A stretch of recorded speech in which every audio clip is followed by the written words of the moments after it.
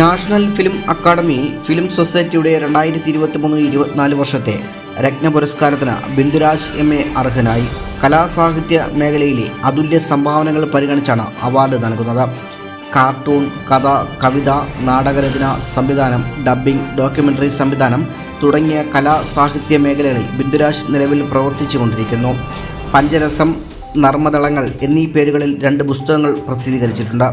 വൈലോപ്പള്ളി സംസ്കൃത ഭവനിൽ വെച്ച് നടന്ന യോഗത്തിൽ പുരസ്കാരം സമ്മാനിക്കപ്പെട്ടു. ബിന്ദുരാജ് MA നിലവിൽ മലയൻകീഴ് ഗ്രാമപഞ്ചായത്ത് സെക്രട്ടറിയാണ്. National film academy film society 2024 award ദാന ചടങ്ങാണ് നമ്മളെല്ലാം സാക്ഷ്യം വഹിക്കുന്നത്. ഇവിടെ നേരത്തെ അധ്യക്ഷൻ സൂചിപ്പിച്ചതുപോലെ ഷോർട്ട് ഫിലിം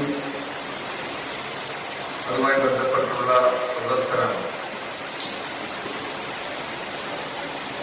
ഇവിടെ കുറച്ചേറെ നേരം നടന്നു കഴിഞ്ഞു എന്നാണ് അറിയാൻ കഴിയും. നിരവധി സുഹൃത്തുക്കൾ നിരവധി ഫിലിമുകൾ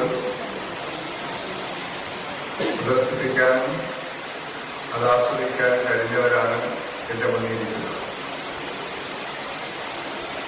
അതുകൊണ്ട് തന്നെ അതിനെ സംബന്ധിച്ച് ഞാനൊരു വിശദീകരണത്തിലേക്ക് കടക്കുന്നില്ല. സിനിമാ രംഗത്ത് ഹ്രസ്വ ചിത്രങ്ങളുടെ സാന്നിധ്യം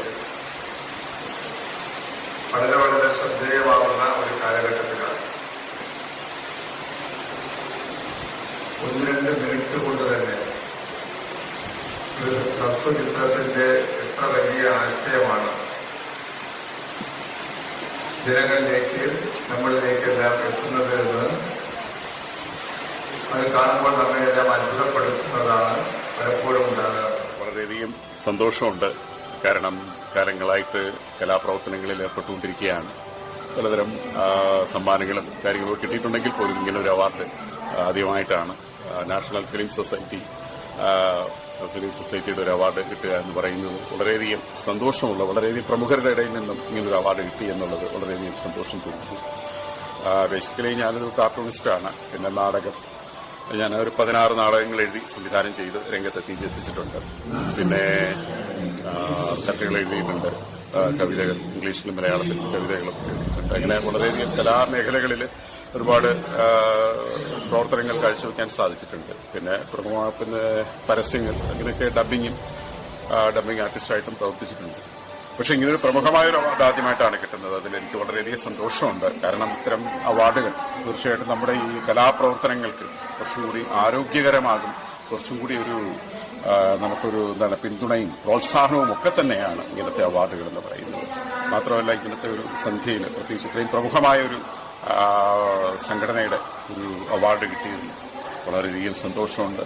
കലാപ്രവർത്തനങ്ങൾ കൂടുതൽ ഊർജ്ജസ്വലതയോടുകൂടി കൊണ്ടുപോകാൻ എനിക്ക് ഇതിന് സാധിക്കുമെന്ന് ഞാൻ വിശ്വസിക്കുന്നു. നന്ദി, നമസ്കാരം.